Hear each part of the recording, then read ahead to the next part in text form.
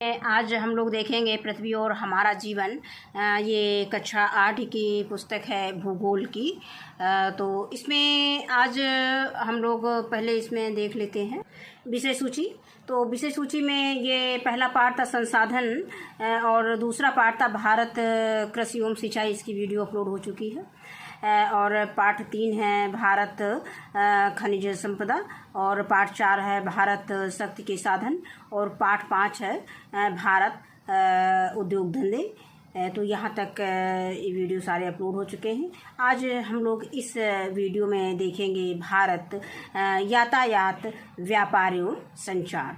तो इसमें देखते हैं तो इस वीडियो में सबसे पहले हम इस पाठ को पढ़ेंगे और पढ़ने के बाद हम अंत में इसके अभ्यास प्रश्न देखेंगे। तो देखते हैं भारत यातायात व्यापार एवं संचार। हम अपने खेत से घर तक अनाज कैसे लाते हैं? जब बुआ, मामा या किसी अन्य रिश्तेदार के घर जाना होता है तो हम किस साधन से जाते हैं? ये कहने का मतलब जो यातायात की अगर बात आती है तो इसमें पहले पूछा गया कि हम अपने खेत से घर तक अनाज कैसे लाते हैं, कोई साधन से लाते हैं, कैसे लाते हैं, ट्रैक्टर से लाते हैं, बैलगाड़ी से लाते हैं, या जो भी साधन का हम प्रयोग किया करते हैं। या कहते हैं कि जब हम बुआ, मामा या किसी रिश्तेदार के यहाँ के घर जाना होता है तो हम किस तरह से, किस साधन से जाते हैं। यदि बाजार या विद्यालय घर से दूर है तो हम वहाँ किससे जाते हैं। इन सब के लिए हम बैलगाड़ी, ट्रैक्टर, साइकिल, रिक्शा, टेम्पो, बस, रेल आदि साधनों का प्रयोग करते हैं। तो ये सभी साधन क्या कहलाते हैं? यातायात के साधन कहलाते हैं। तो ये बताया गया है कि ये सभी साधन जो है यातायात के साधन कहलाते हैं। आपने आसमान में उड़ता हुआ हवाई जहाज और पानी में तैरती हुई नाव तो देखी ही होगी। इन सब से भी तो हम लोग आते जाते हैं। यह भी यातायात के साधन हैं, लेकिन ये ज़मीन पर नहीं चलती। नाव पानी पर तैरती है और हवाई जहाज़ हवा में उड़ता है। यानी नाव कहाँ चलती है? नाव पानी पर तैरती रहती है और हवाई जहाज़ जो है हवा में उड़ता है। इस कारण हम यातायात के साधनों को 3 भागों में बांटते हैं। अब कौन कौन से साधन हो गए? एक तो हो गया स्थल मार्ग का साधन, जो सड़क पर चलते हैं, भूमि पर चलते हैं। जो साधन जमीन पर चलते हैं उनको हम क्या कहेंगे? ये स्थल मार्ग के साधन हो जाते हैं। जल मार्ग के साधन, जो साधन पैर पानी पर तैरते हैं। और वायु मार्ग के साधन कौन है? जो साधन हवा में उड़ते हैं। इसके बाद बताया गया कि यातायात के साधन क्या है? जिन साधनों द्वारा एक स्थान से दूसरे स्थान तक व्यक्ति व वस्तुओं का आवागमन होता है उन्हें क्या कहते हैं? यातायात के साधन कहते हैं। अगर आपसे पूछा जाए कि यातायात के साधन क्या है तो आप इसको बता सकते हैं। आगे है स्थल मार्ग। धरातल पर आने जाने के रास्तों को स्थल मार्ग कहते हैं। स्थल मार्ग किसे कहते हैं? धरातल पर यानी भूमि पर, जमीन पर आने जाने के जो रास्ते बने होते हैं उनको क्या कहते हैं? स्थल मार्ग कहते हैं। स्थल मार्ग में सड़क और रेल मार्ग दोनों सम्मिलित होता है, दोनों शामिल होता है। नागरिकों की सुविधा के लिए सरकार द्वारा सड़कों के विकास पर जोर दिया गया है। इसके लिए सड़कों को कई वर्गों में बांटा गया है। एक तो राष्ट्रीय राजमार्ग, एक्सप्रेसवे, राज्य राजमार्ग और प्रमुख जिला सड़कें, अन्य जिला सड़कें एवं ग्रामीण सड़कें। आप अपने जनपद से गुजरने वाली राष्ट्रीय राजमार्ग का नाम व संख्या पता कीजिए। यानी आप जिस जनपद में रहते हैं, आप अपने जनपद में आप किस राष्ट्रीय राजमार्ग से गुजरने वाले वहाँ पे रहते हैं, किस जनपद में रहते हैं, उस जनपद से कौन सा राष्ट्रीय राजमार्ग आसपास गुजरता है या वहाँ से गुजरता है, उसका नाम और संख्या आपको पता करना है और जानना है।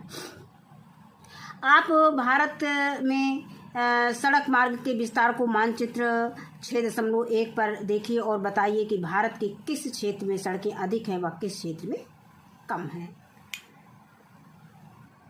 तो ये मानचित्र दिया गया है। इस मानचित्र को एक बार हम ध्यान से देखते हैं और इसमें ये देखते हैं कि कहाँ पे सड़क मार्ग जाता है।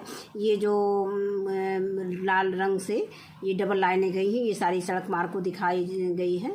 तो इसमें हम देखते हैं कि उत्तर के मैदान में जो है सड़कें बहुत ज़्यादा हैं और इसके बाद ये सड़कें बहुत दूर दूर पर हैं और इसके बाद ये दक्षिण भाग में जो है सड़कें अधिक दिखाई गई हैं। तो इस तरह से इसको हम देख सकते हैं। अब आगे हम इसमें देखते हैं कि धरातली बनावट के कारण भारत के सभी भागों में सड़कों का विकास समान रूप से नहीं हुआ है। उत्तर के मैदानी भागों और दक्षिण भागों में सड़कों का विकास अधिक हुआ है, जबकि राजस्थान, असम और जम्मू कश्मीर राज्यों में कम। ऐसा क्यों? इस पर विचार कीजिए। शेरशाह सूरी ने कोलकाता से पेशावर तक शाही राजमार्ग का निर्माण कराया था। इसे ही ब्रिटिश काल से ग्रैंड ट्रंक रोड यानी जीटी रोड के नाम से जाना जाता है। यानी जीटी रोड का फुल फॉर्म अगर पूछा जाती है ग्रैंड ट्रंक रोड है। वर्तमान में यह अमृतसर से कोलकाता के बीच विस्तृत है। जीटी रोड कहाँ से कहाँ तक है? तो अमृतसर से कोलकाता के बीच में है। अब भारत के प्रमुख सड़क मार्ग कौन कौन से हैं? तो राष्ट्रीय राजमार्ग 1 जो है NH1 यानी नेशनल हाईवे 1, इसको अंग्रेजी कहने का NH का फुल फॉर्म है नेशनल हाईवे, ये दिल्ली से अमृतसर तक है। और राष्ट्रीय राजमार्ग 2 यानी नेशनल हाईवे 2, ये दिल्ली से कोलकाता तक है। और राष्ट्रीय राजमार्ग 7 ये NH7, ये वाराणसी से कन्याकुमारी तक है। फिर राष्ट्रीय राजमार्ग 7 भारत का सबसे लंबा राष्ट्रीय राजमार्ग, यही पूछा जाता है प्रतियोगी परीक्षाओं में कि भारत का सबसे लंबा राष्ट्रीय राजमार्ग कौन सा है? तो राष्ट्रीय राजमार्ग 7 यानी NH7। भारत के अन्य राष्ट्रीय राजमार्गों को मानचित्र संख्या 6.1 पर देखिए। जो अन्य राजमार्ग है इनको हमें अभी हमने 6.1 पर ये मानचित्र देखा है, ये आप अपनी पुस्तक में देख सकते हैं। अब इसके बाद है, इस समय अपने देश में 52.32 लाख किलोमीटर लंबी सड़कें हैं और राष्ट्रीय राजमार्ग की कुल लंबाई लगभग 1,04,75 किलोमीटर है, जो कि कुल लंबाई का 2% है। फिर भी कुल यातायात का 40% भार वहन करता है। अब इसके बाद आता है स्वर्णिम चतुर्भुज महामार्ग। यह देश के 4 महानगरों यानी कौन कौन से स्वर्णिम चतुर्भुज महामार्ग में कौन कौन से नगर जुड़े हुए हैं? दिल्ली, मुंबई, कोलकाता, चेन्नई को जोड़ते हुए लगभग 5,846 किलोमीटर लंबा सड़क मार्ग बनाया जा रहा है। फिर उत्तर दक्षिण एवं पूर्व पश्चिम गलियारा। उत्तर दक्षिण गलियारा जम्मू और कश्मीर के श्रीनगर से तमिलनाडु की कन्याकुमारी तक विस्तृत 4,016 किलोमीटर लंबा सड़क मार्ग है। पूर्व पश्चिम गलियारा असम के सिलचर से गुजरात के पोरबंदर तक 3,640 किलोमीटर लंबा सड़क मार्ग बनाया जा रहा है। अब इसके बाद है रेल मार्ग। भारत में रेल मार्ग वस्तुओं और यात्रियों के परिवहन का मुख्य साधन है। इस समय भारत में रेल मार्गों की कुल लंबाई लगभग 66,687 किलोमीटर है। इस दृष्टि से भारतीय रेल मार्ग का विश्व में दूसरा स्थान है।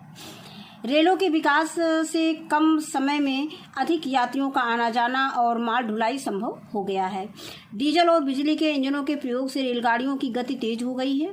इस समय भारत में तेज गति से चलने वाली अनेक रेलगाड़ियां हैं, जैसे शताब्दी एक्सप्रेस व राजधानी एक्सप्रेस।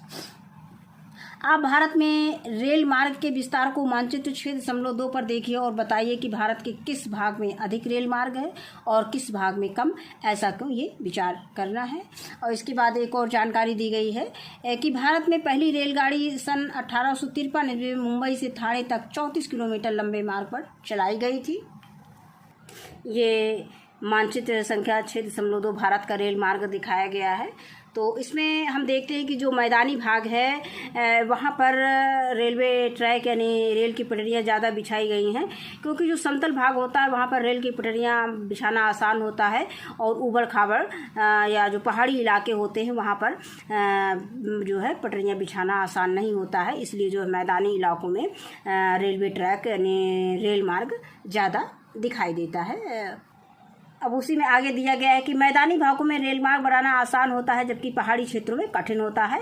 पहाड़ी क्षेत्र में तेज ढाल व तीखे मोड़ होते हैं जो रेल मार्ग बनाने में समस्या उत्पन्न करते हैं। यहाँ सुरंगें बनाकर रेल मार्ग बनाने पड़ते हैं। जैसे आप जब भी वैष्णो देवी जम्मू कश्मीर जाएंगे तो वहाँ पे बहुत बड़ी सुरंगें मिलती है, तो सुरंगें काट कर रेलगाड़ी जाती है, तो वहाँ पे सुरंगें काट कर रेल मार्ग बनाए गए हैं, जिसमें अधिक धन खर्च होता है। भारत के दक्षिण भाग के पठारी होने के कारण यहाँ के रेल मार्ग टेढ़े मेढ़े हैं। भारत के पश्चिमी तट पर भोर घाट, पाल घाट तथा थाल घाट आदि दर्रों के सहारे रेल मार्ग बनाए जाते हैं। कोलकाता, दिल्ली, बेंगलुरु और मुंबई महानगरों में यातायात की सुविधा के लिए जमीन के अंदर भी रेल मार्ग बनाए गए हैं। इसे मेट्रो रेल मार्ग कहा जाता है। अपने प्रदेश के लखनऊ सहित भारत के कई अन्य महानगरों में भी इस प्रकार के मेट्रो रेल मार्ग बन गए हैं। और फिर क्या आप जानते हैं भारत की बड़ी नवीनतम रेल मार्ग परियोजना कौन सी है? कोंकण रेलवे है। यह महाराष्ट्र के रोहा नामक स्थान से गोवा होते हुए कर्नाटक के मंगलोर स्थान तक जाता है। इसका मुख्यालय पणजी में है और यह 760 किलोमीटर लंबा रेल मार्ग 26 जनवरी 1995 ईस्वी में प्रारंभ हुआ था। यानी बनना जो है 26 जनवरी 1995 ईस्वी में इसका निर्माण प्रारंभ हुआ था। रेल मार्ग का संचालन जो है रेल मार्ग का संचालन जो है ये 26 जनवरी 1995 से प्रारंभ हुआ। अब हम आगे देखते हैं। आप अपने सबसे निकट के रेलवे स्टेशन पर जाकर समय सारणी या किराया सारणी देखने और टिकट खरीदने का तरीका जानिए। आप आसपास जहाँ भी है रेलवे स्टेशन, आप वहाँ पे जाइए। आप रेलवे स्टेशन जाकर के वहाँ पर समय सारणी देखिए, किराया सारणी देखिए और टिकट खरीदने का क्या तरीका है। ऑनलाइन ऑफलाइन जो भी है बुकिंग वो विंडो से जैसे भी लिया जाता है उसको आप पता लगाइए, उसको तरीका को आपको जानना है। स्थल मार्ग में सड़क यातायात का विशेष महत्व है क्योंकि इससे घर के दरवाजे तक सामान पहुंचाया जा सकता है। रेल मार्गों की अपेक्षा सड़कों का निर्माण सस्ता भी है। पहाड़ी क्षेत्रों में रेल मार्ग की तुलना में सड़क बनाना आसान होता है। अब आगे आता है जल मार्ग। ये तो आप जानते ही हैं कि नाव, स्टीमर, पानी की जहाज आदि जहाँ चलते हैं उसे जल मार्ग कहा जाता है। यह यातायात का सबसे सस्ता साधन है। इसे दो भागों में बांटा गया है। पहला है आंतरिक जल मार्ग और दूसरा है समुद्री जल मार्ग। अब आंतरिक जल मार्ग में क्या आता है? नदियों व नहरों में नाव व स्टीमर द्वारा यात्रा करने और माल आने जाने को आंतरिक जल मार्ग परिवहन कहते हैं, यानी आंतरिक जल मार्ग परिवहन कहते हैं। और भारत में आंतरिक जल मार्गों का प्रयोग बहुत पहले से होता रहा है।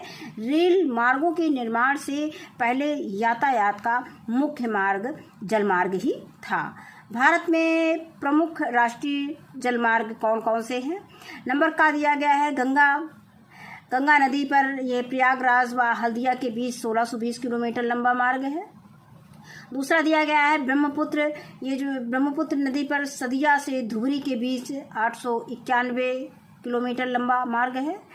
अगला दिया गया है केरल से चंपाकारा तथा उद्योग मंडल नहरों सहित पश्चिमी घाट के कोल्लम कोट्टापुरम खंड 204 किलोमीटर लंबा मार्ग है। इसके बाद अगला दिया गया है काकीनाडा पुदुचेरी नहर स्ट्रेच के साथ गोदावरी कृष्णा नदी का विशेष विस्तार यानी 1095 किलोमीटर है। और अंतिम दिया गया है कि पूर्वी तटीय नहर ये ब्राह्मणी महानदी 623 किलोमीटर। इस समय भारत में आंतरिक जलमार्गों की कुल लंबाई लगभग 14,500 किलोमीटर है, परंतु इसका एक छोटा भाग ही व्यापार के लिए प्रयोग किया जा रहा है। अब आगे आता है समुद्री जलमार्ग। समुद्र के रास्ते से यात्रा करने व माल आने जाने को समुद्री जलमार्ग परिवहन कहते हैं। इस यातायात के साधन का प्रयोग दूसरे देशों में जाने व माल ले जाने के लिए किया जाता है। हमारे देश का लगभग 95% विदेशी व्यापार समुद्री मार्ग से ही होता है। यानी हमारे देश में जो व्यापार होता है वो 95% जो है समुद्री मार्ग से होता है। समुद्र के किनारे बने पत्तनों यानी जिनको बंदरगाह बोलते, बंदरगाहों से बड़े बड़े समुद्री जहाज़ों द्वारा विभिन्न देशों की यात्राएं की जाती हैं। पत्तनों में जहाज़ों पर सामान लादने व उतारने की व्यवस्था होती है। समुद्र की लगभग 7,516 किलोमीटर लंबी तटरेखा पर 12 प्रमुख और लगभग 200 अन्य पत्तन हैं। बड़े पत्तनों की देखभाल केंद्र सरकार की जिम्मेदारी होती है, जबकि अन्य पत्तनों की देखभाल वहाँ की राज्य सरकार करती है। और ये बताया गया है कि समुद्र तट का वह स्थान जहाँ पर पानी के जहाज आकर खड़े होते हैं और यात्री व माल उतारते चढ़ाते हैं वो क्या कहलाते हैं? पत्तन कहलाते हैं। मुंबई कोलकाता, हल्दिया, पारादीप, तूतीकोरन, मार्मगांव, कांडला, न्यू मंगलोर, कोची, नावसेवा, जवाहरलाल नेहरू, विशाखापत्तनम, चेन्नई और एन्नौर भारत के बड़े पत्तन हैं। ये पत्तनों के नाम दिए गए हैं। आप भारत के जलमार्ग और पत्तनों को मानचित्र 6.3 पर देख सकते हैं। ये जो जलमार्ग दिए गए हैं, ये पत्तन जो दिए गए हैं, जो पत्तन दिए गए हैं, उसको आप जो है ये मानचित्र में 6.3 पर इसको देख सकते हैं। इसमें दिखाया गया है। अब आगे हम देखते हैं कि अपनी अभ्यास पुस्तिका पर पूर्वी तट और पश्चिमी तट के पत्तनों की अलग अलग सूची बनाना है। तो मानचित्र से देख करके पूर्वी और पश्चिमी तट की सूची बनाइए। कोलंबो या यांगून पहुंचने के लिए कौन से भारतीय पत्तन से सबसे जल्दी पहुंचा जा सकता है, बताइए। ये आप उसमें मानचित्र में देख के बता सकते हैं। अगला दिया है कि भारत से यांगून किन समुद्री मार्गों से जाया जा सकता है, बताइए। तो ये सारे प्रश्न बच्चों आपको करने के लिए दिए गए हैं। ये आप मैप में आप देखिए, इसको पता लगा सकते हैं। अब आगे ऐसा है वायु मार्ग। तो इसमें पहले दिया गया कि हवाई अड्डा क्या होता है। तो वह स्थान जहां हवाई जहाज़ या हेलीकॉप्टर उतरते हैं या उड़ान भरते हैं, उसको हम क्या कहते हैं, हवाई अड्डे कहते हैं, जिसको एयरपोर्ट बोलते हैं। हवाई जहाज़ एवं हेलीकॉप्टर आसमान में जिस रास्ते पर उड़ते हैं उसे क्या कहते हैं, वायु मार्ग कहते हैं। वायु मार्ग यातायात का सबसे तेज गति का साधन है, लेकिन यह अधिक महंगा पड़ता है। भारत में हवाई जहाज़ की प्रथम उड़ान सन 1911 ईस्वी में इलाहाबाद प्रयागराज से नैनी के मध्य हुई थी और सन 1953 ईस्वी में भारतीय वायु यातायात की व्यवस्था केंद्र सरकार ने अपने हाथों में ले ली। भारत में एयर इंडिया के अतिरिक्त अनेक निजी कंपनियां भी विमान सेवाएं दे रही हैं। भारत में अनेक घरेलू और अंतर्राष्ट्रीय हवाई अड्डे हैं।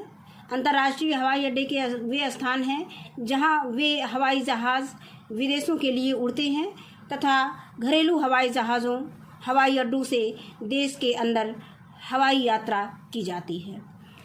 भारत के प्रमुख अंतर्राष्ट्रीय हवाई अड्डे नई दिल्ली, मुंबई, कोलकाता, चेन्नई, लखनऊ, वाराणसी, बेंगलुरु आदि हैं। अब मानचित्र 6.4 में भी इनकी स्थिति दिखाई गई है हवाई अड्डों की। ये मानचित्र 6.4 दिया गया है। इसमें हम देख सकते हैं अपनी टेक्स्ट बुक की सहायता से हवाई अड्डों को। और इसके बाद आगे इसमें देखते हैं हवाई जहाज द्वारा दिल्ली से कोलकाता जाने पर बीच में कौन कौन से हवाई अड्डे पड़ेंगे, ये आपको देख के लिखना है। और भारत के प्रमुख अंतर्राष्ट्रीय हवाई अड्डों की सूची अपनी अभ्यास पुस्तिका में बनाना है। सड़क, रेलगाड़ी, पानी का जहाज़, हवाई जहाज़ आदि यातायात के साधनों ने विभिन्न गांवों, शहरों, खनिज स्थलों, उद्योग धंधों, कल कारखानों आदि को एक सूत्र में पिरोया है। इसने भारत के व्यापार को विकास के रास्ते पर आगे बढ़ाया है। इसके बाद हम पढ़ेंगे व्यापार के बारे में। जब आपके घर में किसी चीज़ की आवश्यकता होती है तो आप उसे कैसे और कहाँ से लाते हैं? आप बाज़ार जाते हैं, वहाँ दुकानदार से अपनी आवश्यकता की चीज़ मांगते हैं। दुकानदार उस वस्तु के खरीद मूल्य यानी क्रय मूल्य पर कुछ लाभ जोड़कर आपसे धन लेता है, नहीं पैसा लेता है, और आपको वह वस्तु भेज देता है। इस लेन देन की प्रक्रिया को हम क्या कहेंगे? व्यापार कहेंगे। वही इसमें बताया गया कि वस्तुओं और सेवाओं के खरीदने व बेचने की इस प्रक्रिया को क्या कहेंगे? व्यापार बोलते हैं। इसी प्रकार जब हमारा देश अपनी आवश्यकता कि कोई वस्तु किसी दूसरे देश से खरीदता है तो उसे आयात इम्पोर्ट कहते हैं, और अपने देश की आवश्यकता से अधिक पैदा हुई या बनी हुई वस्तु को जब किसी दूसरे देश को बेचता है तो उसे निर्यात यानी एक्सपोर्ट कहते हैं। आयात और निर्यात व्यापार के दो प्रमुख अंग हैं। व्यापार दो प्रकार का होता है। आयात का मतलब क्या होता है कि हम जब कोई भी वस्तु बाहर से मंगाते हैं तो आयात कहलाता है, और जब हम अपनी चीज़ बाहर बेचने के लिए देते हैं, बाहर दूसरे देश में बेचते हैं, तो वो निर्यात होता है। अब आगे दिया गया है कि देश के भीतर विभिन्न राज्यों द्वारा एक दूसरे से सामान खरीदना या बेचना भी आयात निर्यात की श्रेणी में आता है। इसके बाद देशी व्यापार और विदेशी व्यापार दिया गया। हमने व्यापार दो प्रकार के होते हैं। देशी व्यापार होता है देश के भीतर होता है, और विदेशी व्यापार जो बाहर दूसरे देशों के बीच में होता है। अब भारत में देसी व्यापार का अर्थ है कि देश की सीमा के भीतर आवश्यकता अनुसार वस्तुओं की खरीद बेच करना। किसी भी राज्य को जिस वस्तु की आवश्यकता होती है वह उसे अन्य राज्य से खरीदता है। जो राज्य जिस वस्तु को अपनी आवश्यकता से अधिक उत्पादन करते हैं वह उसे दूसरे राज्यों को बेचते हैं। कहने का मतलब जहाँ पे जिस वस्तु का उत्पादन अधिक होता है और जिस राज्य को जरूरत होती है वो उसको बेच देते हैं। अब जैसे इसमें बताया गया है कि पंजाब उत्तर प्रदेश से गेहूं, पश्चिमी बंगाल उड़ीसा से चावल, कर्नाटक केरल से मसाले और महाराष्ट्र गुजरात से नमक, सूती वस्त्र व कपड़े, असम से चाय, जम्मू कश्मीर से फल आदि दूसरे राज्यों को बेचा जाता है। फिर है भारत का विदेशी व्यापार। दो देशों के बीच व्यापार अंतर्राष्ट्रीय व्यापार कहलाता है। जब दो देशों के बीच व्यापार होता है तो अंतर्राष्ट्रीय व्यापार कहलाता है। भारत की विदेशी व्यापार नीति द्वारा व्यापार को प्रशासनिक नियंत्रण से अधिकांशतः मुक्त रखते हुए बहुत कम प्रतिबंध लगाए गए हैं। आशा की गई है कि इससे हमारे निर्यात विशेषकर कृषि एवं सेवा क्षेत्र को बढ़ावा मिलेगा और आत्मनिर्भर अर्थव्यवस्था का विकास होगा। भारत के विदेशी व्यापार का लगभग 98% जल मार्ग पत्तनों द्वारा तथा शेष 2% स्थल मार्ग एवं वायु मार्ग द्वारा होता है। इसके बाद दिया गया है कि अंतर्राष्ट्रीय व्यापार में पिछले 15 वर्षों में भारी बदलाव आया है। वस्तुओं के आदान प्रदान की अपेक्षा सूचनाओं, ज्ञान तथा प्रौद्योगिकी टेक्नोलॉजी जिसको बोलते हैं अंग्रेजी में का आदान प्रदान बढ़ा है। भारत अंतर्राष्ट्रीय स्तर पर एक सॉफ्टवेयर महाशक्ति के रूप में उभरा है तथा सूचना प्रौद्योगिकी के माध्यम से अत्यधिक विदेशी मुद्रा अर्जित कर रहा है। सभी देश अंतर्राष्ट्रीय व्यापार पर निर्भर हैं क्योंकि एक देश से सभी प्रकार की वस्तुएं आवश्यकता के अनुरूप नहीं मिल सकती हैं। इस कारण अपनी आवश्यकता के अनुसार सभी देशों को आयात निर्यात करना पड़ता है और भारत का विश्व के अधिकांश देशों के साथ व्यापारिक संबंध है। अब भारत के प्रमुख आयात हैं यानी मशीनें हैं, कृषि उत्पाद हैं, पेट्रोलियम तथा पेट्रोलियम उत्पाद है, मोती व बहुमूल्य रत्न है, रसायन व संबंधित उत्पाद है, कोयला व कोक है और लोहे एवं इस्पात की वस्तुएं हैं और इलेक्ट्रॉनिक वस्तुएं हैं। इसके बाद भारत के प्रमुख निर्यात हैं कृषि से संबंधित उत्पाद है, अयस्क व खनिज है, रत्न एवं आभूषण है, रासायनिक व संबंधित उत्पाद है, इंजीनियरिंग का सामान है, पेट्रोलियम उत्पाद है और वस्त्र तथा तैयार कपड़े, हस्तकला की वस्तुएं, इलेक्ट्रॉनिक वस्तुएं। कहने का मतलब भारत जो है इन वस्तुओं का आयात करता है, अपने देश में मंगाता है और इनको जो है दूसरे देशों में भेजता है। अब आता है विदेश व्यापार नीति 2015-2020 क्या है। भारत सरकार द्वारा घोषित इस नीति में वस्तुओं एवं सेवाओं का निर्यात बढ़ाने के साथ साथ रोजगार सृजन करने और मेक इन इंडिया विजन को ध्यान में रखते हुए देश के मूल्यवर्धन को नई गति प्रदान करने की रूपरेखा बनाई गई है। इस नीति में कारोबार करने को और आसान बनाने पर जोर दिया गया। इस नीति में भारत से वस्तु निर्यात योजना और भारत में सेवा निर्यात योजना की शुरुआत की गई। वस्तु निर्यात योजना का उद्देश्य वस्तुओं का निर्यात बढ़ाना है। अब आगे है संचार। आपको अपने किसी दोस्त या रिश्तेदार को यदि अपने घर दावत में बुलाना होता है या उसे कोई सूचना या जानकारी देनी होती है तो आप क्या करते हैं? आप अपने दोस्त या रिश्तेदार के पास बिना गए बिना किसी को उन तक भेजे कोई सूचना या जानकारी देने व विचारों का आदान प्रदान करने के लिए जिन साधनों का प्रयोग करते हैं वे क्या कहलाते हैं? वे सभी संचार के साधन होते हैं। फिर क्या दिया, क्या आप जानते हैं कि भारत में डाक प्रणाली की शुरुआत कब हुई थी? 1766 ईस्वी में हुई थी, 1766 में। आप अपनी जानकारी के अनुसार विभिन्न संचार के साधनों की सूची अपनी अभ्यास पुस्तिका में लिख सकते हैं। कौन कौन से संचार का प्रयोग करते हैं? मोबाइल है, टेलीविज़न है, रेडियो है, ये सब चीज़ें अपने कॉपी में लिख सकते हैं। अपने देश भारत ने संचार के क्षेत्र में उल्लेखनीय प्रगति की है। हमारी डाक संचार व्यवस्था विश्व में सबसे बड़ी है। यह पत्र, तार, पार्सल, किताबें, अखबार, बिजली, टेलीफोन के बिल आदि स्थल, जल या वायु मार्ग द्वारा लोगों तक बहुत जल्दी पहुंचाता है। हम लोग टेलीफोन यानी दूरभाष और मोबाइल फ़ोन का प्रयोग भी बातचीत के लिए करते हैं। इस व्यवस्था को दूरसंचार कहते हैं। भारतीय दूरसंचार व्यवस्था एशिया में सबसे आगे है। रेडियो और टेलीविज़न के माध्यम से हम पूरे विश्व की जानकारियां घर बैठे बैठे प्राप्त कर लेते हैं। टेलीविज़न फिल्मों व सीरियलों द्वारा हमारा मनोरंजन भी करता है। टेली कॉन्फ्रेंसिंग और वीडियो कॉन्फ्रेंसिंग द्वारा हम बहुत दूर बैठे किसी व्यक्ति से इस प्रकार बात कर लेते हैं जैसे वह हमारे सामने बैठा हो। फिर आते हैं आप टेलीविज़न में कौन कौन से कार्यक्रम देखते हैं, बताइए। आप जो भी टेलीविज़न में बच्चों देखते हैं आप उसको बता सकते हैं। टेलीविज़न में कार्यक्रम निर्धारित होते हैं और हमें उन्हें ही देखना पड़ता है, लेकिन कंप्यूटर ऐसा साधन है जिसे हम इंटरनेट पर जाकर अपनी इच्छानुसार कार्यक्रम देख सकते हैं। ये टेलीविज़न और कंप्यूटर में अंतर बताया गया है। सूचनाओं का आदान प्रदान कर सकते हैं, विश्व के प्रत्येक क्षेत्र की नवीनतम जानकारियां प्राप्त कर सकते हैं और दूर बैठे लोगों से बातचीत भी कर सकते हैं। इसके बाद आता है ऑप्टिकल फाइबर। ऑप्टिकल फाइबर आपके बालों जितने महीन खोखले तार होते हैं। टेलीफोन कॉल, टीवी की तस्वीरें, कंप्यूटर डाटा, इनसे होता हुआ लंबी से लंबी दूरी तय कर सकता है। आजकल संचार को और अधिक तीव्रगामी एवं भेजे गए सिग्नलों की गुणवत्ता को शुद्ध बनाए रखने के लिए ऑप्टिकल फाइबर तकनीकी का उपयोग किया जा रहा है। आपकी उंगली जितना मोटा एक ऑप्टिकल केबल एक बार में कई हजार टेलीफोन कॉल और सिग्नल प्रेषित कर सकता है। कई दूरसंचार कंपनियां टेलीफोन संकेतों को संचारित करने के लिए केवल टीवी के सिग्नल के लिए ऑप्टिकल फाइबर का प्रयोग कर रही हैं। अब यहाँ पे संचार के साधन दिखाए गए हैं, जैसे रेडियो, टेप रिकॉर्डर है, फैक्स मशीन है, कंप्यूटर है, फ़ोन है। अब इसके बाद आता है इंटरनेट। इंटरनेट कंप्यूटरों का एक ऐसा नेटवर्क है जिसकी सहायता से एक कंप्यूटर द्वारा भेजे गए संदेश को संसार के किसी भी भाग में इस नेटवर्क से जुड़े किसी भी कंप्यूटर पर प्राप्त किया जा सकता है। इसकी सहायता से संदेशों और सूचनाओं को दूर दूर तक भेजा भी जा सकता है। अब इसके बाद आता है संचार उपग्रह। अब ये इंटरनेट नेटवर्किंग का ये ढांचा दिया गया है। अब इसमें दिया गया है कंप्यूटर डाटा भंडार और ये स्थानीय कंप्यूटर है, इस तरह से ये दिया गया है। आगे दिया गया है कि जुड़े किसी भी कंप्यूटर पर प्राप्त किया जाए। इसके बाद हम देखेंगे कि संचार उपग्रह। ऑस्ट्रेलिया में भारतीय क्रिकेट टीम ने कैसा क्रिकेट खेल खेला।